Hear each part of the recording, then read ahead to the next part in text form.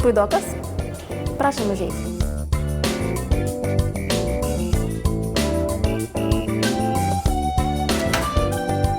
Bijai? Ne, nebijau, ko čia bijoti. Ir tu nebijau. Neskaudės? Ne, baigt. Koks tavo vardas? Evelina, kuo tu vardu? Aš Žygis. Kur mokais? Vilniaus jėzuitų gimnazija. O, jėzuito. Graži mokykla. Ačiū. Kurioje klasėje? 11. Mėgsti žiūrėti televizorių? Ai, visai nieko, kartais. Tu mėgsti? Pažiūriu. Yra tokių įdomių laidų su vaikais.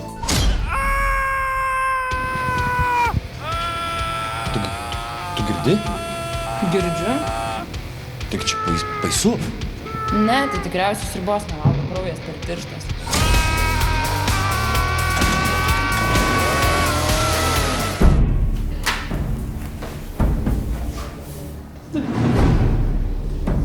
Geras, toks geras žmogus buvo.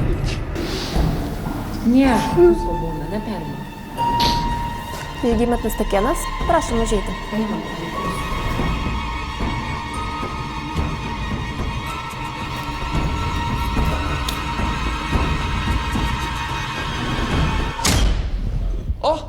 Žinok, visai neskaudėjo. Kokia profesionali slaugė. Klausykite, tai kur tas dabar mano kraujukas keliauja? Dabar kraują nunešiu laboratoriją, reikės palaukti apie 10 minučių. Tai gal kol laukiam, pakalbėkim, papasakosite apie savo profesiją. Pakalbėkim. Ką darot kiekvieną dieną? Imam kraujus šitam kabinete, statom lašalinės, užrašom kardiogramas, perrišinėjame žaizdas, sutvarkome su gydytoju arba be gydytojo, temperatūrą pamatuojam, spaudimą pamatuojam, ausis plaunam. Ausis plaunat, labai įdomu, čia tokia kaip ir spa procedūra. Jo. O kiek laiko jūs studijavote, kol tapote slauge? 3,5 metų. O kodėl pasirinkote būtent šitą profesiją? Kažkaip tai nuo vaikystės man jau patiko, imdavau savo pirštą, durdavau su adata, išardydavau tušinuką ir į tą tušinuką spausdavau savo kraują. O jūs šviesos nebijote ir česnako? Tikrai ne. Gal galite papasakoti apie savo darbo savaitę? Aš dirbu parom, tai yra 2 paros į savaitę. Tai labai daug kavos išgerėt, kaip išdirbti 24 valandas per parą, išlikti budriai. Jau per 6 darbo metus esu pripratus prie tokio grafiko ir išdirbu lengvai. Bet kitą dieną užtat daug miegu. Kaip širdis mano? Šiaip turi gydytojai vertinti jūsų širdies. Bet pagal plakimą neblogai. Neblogai. Sakiau, gera širdis, geras kraujas, gera širdis. Tai kur čia mes dabar atsiradome? Mes dabar čia esame stacionare. Palatoje. Taip. Kur atgula va tokie kaip kolega, kurį išėjo. Taip, čia yra po operacijos arba prieš operaciją guli pacientai. Kas jam nutiko? Jam buvo tiesiog paimtas kraujo tyrimas. Silpnuolis. Violeta, kuo skiriasi slaugytojų darbas valstybinėse klinikose ir privačiose? Darbo sąlygom ir žmonių kiekis skiriasi. O šiaip visas tas darbas vienodas. O kokios savybės, charakterio bruožai galbūt yra būtini slaugui?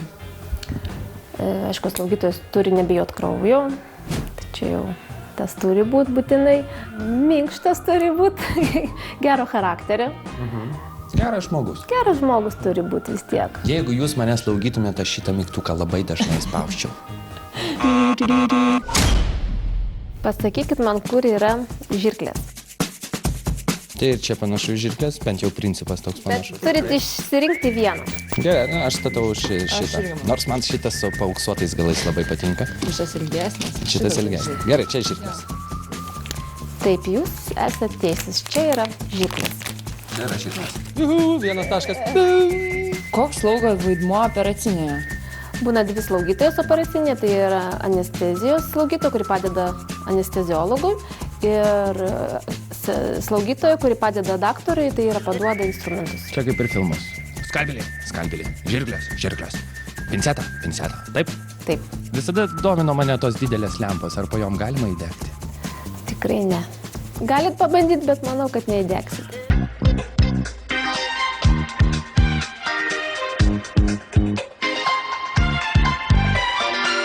Parodykit man, kur yra atdatkotis. Kas? Atdatkotis. Atdatkotis. Tai aš manau, kad šitas su paauksuotais galais. Adaptuotas galas, kitaip. Taip? Taip. Kokia jo funkcija? Čia, kai išsiūna žaizdas, tai jisai laiko adatą. Adat. Jo adat, kotą laiko adatą. Čia yra pincetai. O kuo jie skiriasi? Paprastas pincetas ir chirurginis. Chirurginis yra su dantukais ir paprastas be dantukų. Čia, kad lengviau būtų odą įgnybti su jį. O Jėzau. Esame vietoje, kurioje pasaulyje pirmą kartą išvydo šimtai žmonių. Gal net keli mūsų žiūrovai. Kur mes esam? Dabar mes esame gimdykloje. O koks slaugytojas vaidmuo gimdymo metu? Čia dirbantį slaugytoją, tai yra akušerė. Jinai priima gimdymą, sutvarko jį, paduoda mamą ant krūtinės pagulėti ir po to toliau jau prižiūri tą vaikiuką, mokina mamą, kaip su tuo vaikiuku elgtis, kaip pamaitinti, kaip prižiūrėti, kaip pakeisti vystiklus. Tai jaudinanti akimirka. Tikrai taip. Tikrai taip. Aš dviejose tokiuose buvau. O jum ar yra tekę priimti kūdikį? Man nėra tekę, kadangi aš nesu akušerė, aš esu slaugytoja, bet teko matyti, kai atlikinėjau praktiką gimdymo namuose. Ir kaip? Buvo gražu. Gražu. Sakykit, dabar labai madinga, kad vyras atlydi ir stebi gimdymą. Ar daug matote tokių? Jo, čia dažniausiai atvažiuoja vyrai kartu į gimdymą. Išeina pabalę? Reikia išvežti kaip tą mūsų vargšelį? Tikrai ne. Tikrai ne. Ką veikiate laisvalaikiu? Žiemą skaitau knygas, o vasarą su draugais pasivažinėjau motociklais. Motociklas? Kaip susidomėjot motociklais? Šiaip kažkaip labai patiko paauglystėj. Turite teisės? Tai be abejo. Rimtai? Oho. Ar daug moterų yra motociklininkė? Kai aš laikiau teisę, žinokit, sakė 40% buvo moterų, kurie laikė. Sauliau, dar per anksti to. Atsiprašau. Lemtinga akimirka, Violetos rankose duomenys apie mano kraują. Violeta, ką galit pasakyti? Jūsų kraujo atsakymai tiesiog idealūs. Hemoglobinas geras, leukocitai normos ribose, visa kita irgi labai gerai. Kaip ir sakiau, puikus kraujukas mano. Genai. Kągi, Violeta, 3 patarimai mūsų žiūrovams, kad jie jaustųsi puikiai. Aišku, be to, kad žiūrėtų ateities procesą. Daug sportuokit, sveikai maitinkitės ir dažnai šypsokitės.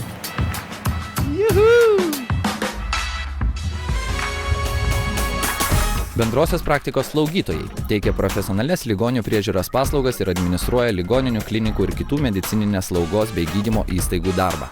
Slaugytojus rengia 6 kolegijos – Vilniaus, Kauno, Klaipėdos, Šiaulių, Panevėžio ir Utenos kolegijos. Mokslas trunka 3 metus. Studentai įgyja profesinio bakalauro diplomą. Vilniaus Lietuvos sveikatos mokslų Klaipėdos universitetų studijų programa skirta bendro humanitarinio išsilavinimo aukštos profesinės kvalifikacijos slaugos specialistams rengti. Per 4 studijų metus įgyjamas universitetinis išsilavinimas ir bakalauro diplomas. Lietuvos sveikatos mokslo universiteto slaugos fakultete įgyvendinamos 4 bakalauro studijų programos – slaugos, akušerijos, kineziterapijos, ergoterapijos bei 3 magistro studijų programos. Tik Lietuvos sveikatos mokslo universitete yra slaugos krypties doktorantūros studijos. Šiame universitete baigiamas kurti visuomenės sveikatos slaugos ir reabilitacijos praktinio mokymo centras su specialia įranga. Šį projektą remia ES per Švietimo ir mokslo ministeriją.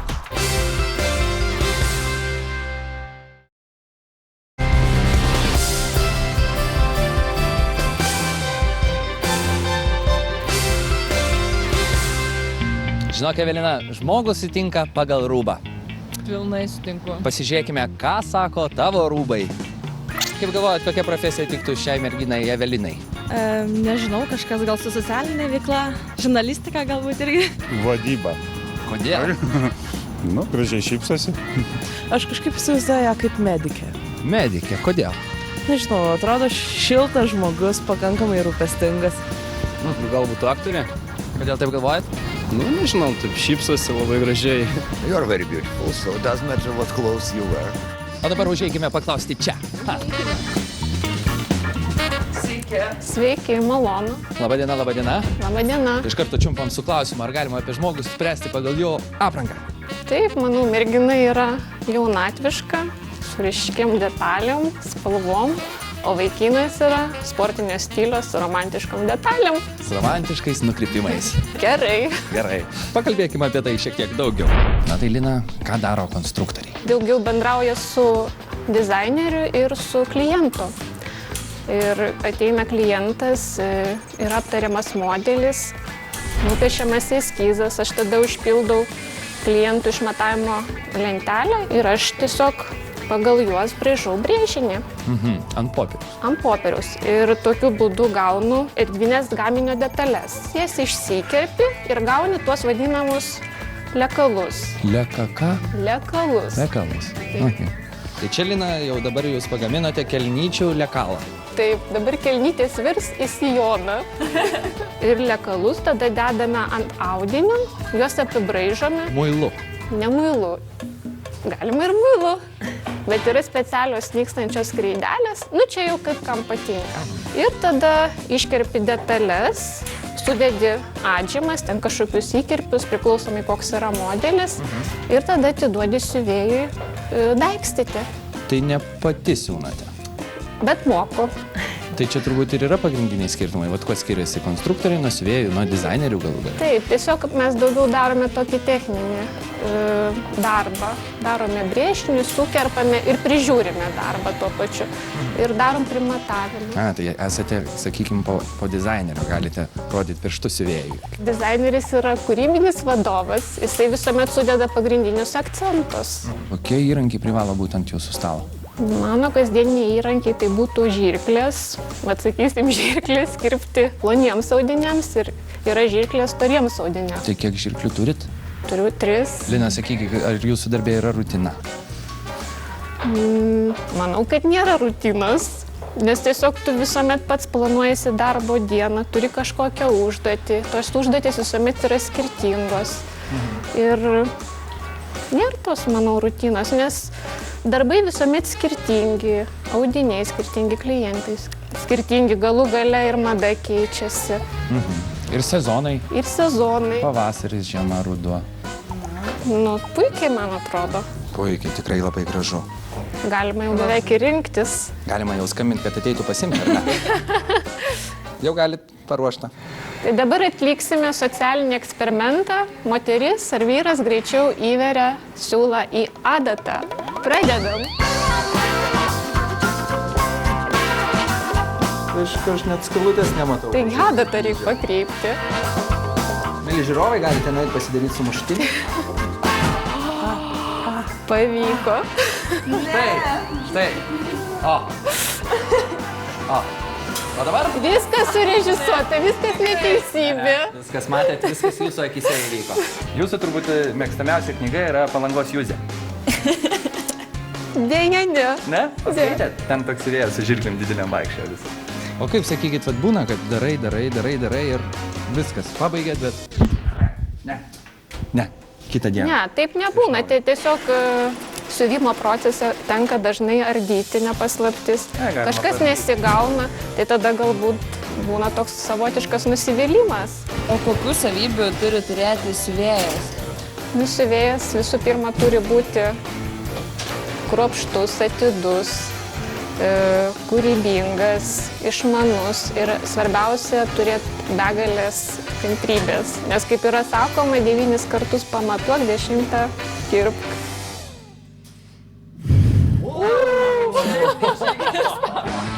O kodėl būtent pasirinkote konstruktorės profesiją? Turbūt kaip ir kiekviena jauna mergina, domėjausi mada. Man buvo tai įdomu. Aš netgi turėjau susiklijavusi madų žurnalą ir man buvo smalsu, kaip galima pačiam viską padaryti.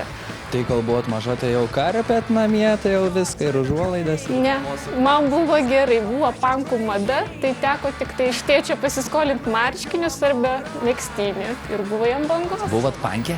Nu, šiek tiek. Prijaučianti daugiau. Geras, kokia šukuosena buvo aukšta. Tiesiog per drabužius gal daugiau tai reiškiasi. Matuojam? Matuojam? Matuojam. Primatuojam. Pamatuosime bicepsų apimtį. O, pas mane Čia bus. bicepsas tai geras. Rankovė. Bicepsas geras, aš daug sportuoju. Šitoj vat vietoj. Šiek tiek pridėkit, vis tiek rūbų nesiūsit čia, visi pamatys per televiziją. 47. 47. To dar nebuvo. O šiaip kaip mano išmatavimai, ne per aukštas, ne per plonas, ne per storas, ne per žemas? Vidutiniškas. Ar yra svarbu? Ar galima rūbą bet kam primatuoti? Tai mūsų yra profesija padaryti, kad jam tiktų tas dalykas ir pabrėžtų jo privalumus. Ar liemens išlinkimą, ar klubų išlinkimą, ar kaklo apimtį. Sakykit, dažnai susidurite su įnoringais klientais, ar konstruktoriai yra stiprių nervų žmonės? Taip, mes esame stiprių nervų konstruktoriai, nes klientų būna įvairių, bet aš manau, reikia tiesiog draugiškai, geranoriškai eiti žmogų ir jisai tuo pačiu atsakys tau. Jūsų mėgstamiausia knyga? Milanas Kundera, Pokštas. Koks jūsų mėgstamiausias dizaineris? Tai galbūt Markas Jacobas ir Paulas Smitas. Kokia jūsų mėgstamiausia spalva? Raudona. Jūsų mėgstamiausias akcentas? Kaspinas. Jūsų mėgstamiausias filmas? Mulen Rūžas. Jūsų mėgstamiausia muzika? Dabar susikaupsiu ir pasakysiu. Gal padėsit? Hot Red Chili Pepper. Red Hot Chili Peppers. Padėsi. Lina, tai jūsų 3 patarimai žiūrovams, kaip atrodyti stilingai? Nebijoti ryškių spalvų, nebijoti eksperimentuoti ir visuomet šypsotis. O taip. Lietuvoje siuvimo amato mokytis kviečia daugiau kaip 30 profesinio rengimo centrų ar paslaugų verslo mokyklų. Mokslai trunka 2-3 metus. Sėkmingai baigus išduodamas profesinio mokymo diplomas. Klaipėdos siuvimo ir paslaugų verslo mokyklai skirta ES parama per Švietimo ir mokslo ministeriją. Mokykloje atnaujinamos praktinio mokymo dirbtuvės. Parama suteiks geresnės sąlygas mokytis neįgaliesiems. Įgyti aukštąjį koleginį išsilavinimą siūlo šios kolegijos.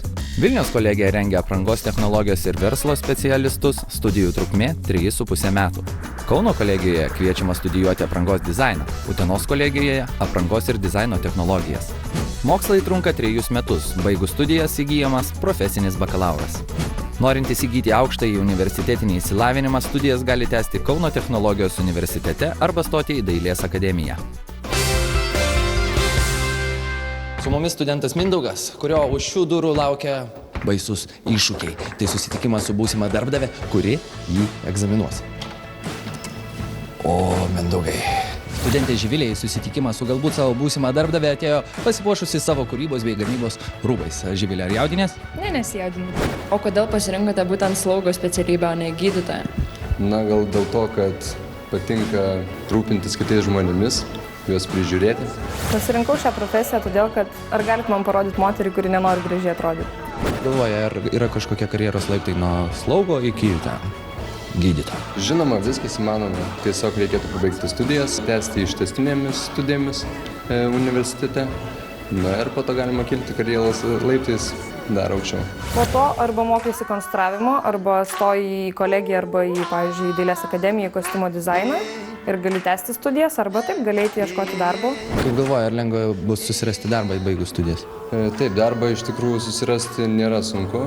Bendrosios praktikos slaugytojų iš tikrųjų reikia nemažai ir pastoviai yra laisvos vietos, kurie yra priimami. Ar per šios 2 metus daug savo idėjų realizavai?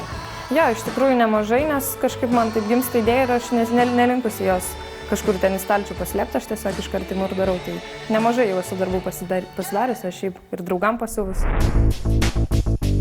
Kas laukia Mindaugo? Taip, Mindaugo laukia užduotis paimti mūsų pacientei kraujo tyrimą iš venos. Iš venos? Taip. Ar labai baisu? Baisu. Kodėl? Rimtai? Taip. Kodėl? Negaliu žiūrėti kraują. Supratau. Ar viską gerai Mindaugas daro? Taip, Mindaugas viską gerai daro, nors pacientė tikrai šypsosi, bet įvardė, kad jinai bijo. Slaugytojas turi reaguoti ir į baimę, be abejo. Prašau, įvertinkite, štai čia yra Živilės darbai. Kaip dizainerio darbo sunku vertinti, tik tai tiek, kad man labai patinka, ypač šita suknelė ir jos idėja. Darbas, kuris rodo žmogaus kūrybingumą ir kartu kruopštumą. Taip aš iš tų detalių sprendžiu, nes pasirinktas juodas fonas, nesudėtinga konstrukcija, trikotažinės suknelės, tam, kad išryškinti detalę. Praktiškai žirgą išvelti turbūt irgi nelengva, žirgą išvelti. Išvelti žirgą yra labai nelengva, bet tai yra daugiau amatininko darbas. Čia aš matau juvelyro mąstymą, kaip pateikti detalės ant tam tikro fono. Kaip supratau, Mindaugas darbą baigė, kaip viskas atlikta, viskas gerai. Taip, viskas atlikta gerai. Svarbiausia, tai mes turime tai sužinoti iš paciento. Ir kaip pacientė, ar viskas gerai? Viskas gerai. Na, viskas, kas buvo. Svaigo galva. Apsvaigo galva, silpna. Ką daryti tokiu atveju? Be abejo, Mindaugas turi imtis kažkokių veiksmų, kad padėti pacientai. Mindaugai, kas vyksta, ką daro? Kai silpna, reikėtų pacientę paguldyti ant nugaros, kad jinai neimtų ir nepauptų. Na ir bandysime matuoti kraujospūdį. Mes paprastai priimdami darbą duodam testą, o tas testas yra labai paprastas - išsiūti vyriško švarko kišenę įleistinę. Paprastai jinai būna dar su atlapėliu ir su remukais iš dviejų pusių. Iš to darbo labai gerai matosi, kokia yra jo darbo kultūra. Kaip viduj ir kaip išorėje tas daiktas atrodo, kaip pasiruošia tam darbui, kokias detalės naudoja, kokius paklijavimus. Iš karto supranti, ar žmogus supranta, ką jisai daro, ar suvokia. Kas galėtų pagalvoti, siūvat suksneles, o duodate testą vyrišką kišenę. Taip. O, koks suktas reikalas. Kokias klaidas dažniausiai daro jauni slaugytojai? Slaugytojai jauni pasimeta sudėtingose situacijose, kaip ir ši situacija įvyko su paciente. Tai yra netikėta, neplanuota būklė paciento ir tuo metu labai reikalingi skubus profesionalūs veiksmai slaugytojo. Gerai. Jau iš tikrųjų pagerėjo. Tai Jurgita, kokį pažymį parašytumėt Mindaugui? Parašyčiau tikrai puikiai, vertinčiau puikiai, tai yra 10 balų, kadangi Mindaugas susitvarkė su šia užduotim, reagavo teisingai paėmė kraujo tyrimą ir reagavo į pacientės būklę, tiek emocinę, tiek fizinę. Kokį pažymį parašytų pacientė Mindaugui? Irgi vertinčiau puikiai. Manau, kad 10. Ačiū Julija, ačiū Živilė, mokykis siūti kišenę vyrišką ir galbūt dar jūs ir susitiksite. Sauliau, magiškosios raidės C, D. Kaip sukurti tą gerą gyvenimo aprašymą? Na, svarbiausia yra žinoti, kur eini, kur tą gyvenimo aprašymą reikia siūsti. Pavyzdžiui, vienas toksai mano bičiulis Vytautas, jisai atsiuntė tokį gyvenimo aprašymą, kuris, žinai, jisai gali tikti nebent į kūrybinę agentūrą. Pagrindinės šios CV klaidos yra per mažas šriftas, darbo vietos išdėstytos nechronologinė tvarka ir šiaip per daug meniškas, paprastai kalbant. O ką daryti su nuotraukomis? Jeigu nereikalauja nuotraukų, tai kol kas aš vis dar manau, kad nėra prasmės judėti. Nebent nuotraukos paryškintų kažkokias ypatingas tavo savybės, kurios labai tiktų šitam darbui. Jo, galbūt kažką tai panašaus, taip. Kokio ilgio turėtų būti gyvenimo aprašymas? Na, žinai, tai priklauso nuo gyvenimo ilgio. Mano CV jau pakankamai ilgas, 3 puslapiai. Nes didelis šriftas. Nes didelis šriftas iš tikrųjų, taip. Kita vertus, yra tokie standartai. Kuo trumpesnis CV, tuo geriau. Ir 2 puslapiai yra idealu, jeigu turi pakankamai didelę gyvenimo patirtį. Jeigu patirties mažai, darbo patirties mažai, 1 puslapis yra absoliučiai pakanka. O ką daryti, jei neseniai baigiai studijas ir jokios darbo patirties dar neturi? Kiekviena patirtis gyvenime yra svarbi ir kartais verta ją įrašyti į CV. Tai gali būti patirtis, kurią įgavai mokykloje, aktyviai reikšdamasi kaip seniūnė, pavyzdžiui, arba kaip, nežinau, mokinių tarybos narė. Tai gali būti patirtis, kurią įgavai būdama studentė, kuri irgi parodys, kad tu esi organizuota, kad turi įgūdžių svarbių būsimam darbe. Dėl to, tai, kad nėra patirties, dar nereiškia, kad nėra ką rašyti į CV. Sauliau, 3 didžiausios klaidos rašant CV. Pirma, gyvenimo aprašymai negalima meluoti. Kaip ir šiaip gyvenime. Kaip ir šiaip gyvenime. Negalima palikinėti klaidų, jokių klaidų, iš viso jokių klaidų. Netgi tarpo nebuvimas po kablelio gali padaryti taip, kad nepakviesi į pokalbį dėl darbo. Ir nereikia perkrauti CV. Nereikia padaryti jo tokio, kuris būtų neįmanomas perskaityti. Žmonės, kurie skaito CV, jie tai daro labai greitai. Jiems turi iš karto pasimatyti, kas yra gero tavo patirtyje. Ir aš dar vieną klausimą turiu. Ar reikia šiais laikais rašyti, kad puikiai naudojasi Word'u, internete naršai ir kitos panašios programos? Jau Nebereikia. Jau nebereikia. Jau vien tik tai, kad tu atsiunti gyvenimo aprašymą greičiausiai elektroniniu paštu, parodo, kad tu moki jo naudotis. Užtenka parašyti, kad tiesiog yra kompiuterinis raštingumas. Ačiū Sauliau, labai naudinga informacija, kaip visada. Ačiū Evelina, buvai puikiai kompanionė. Ačiū režisieriau. Ačiū operatoriau. Ačiū jums žiūrovai. Iki kito sekmadienio. Laidą remia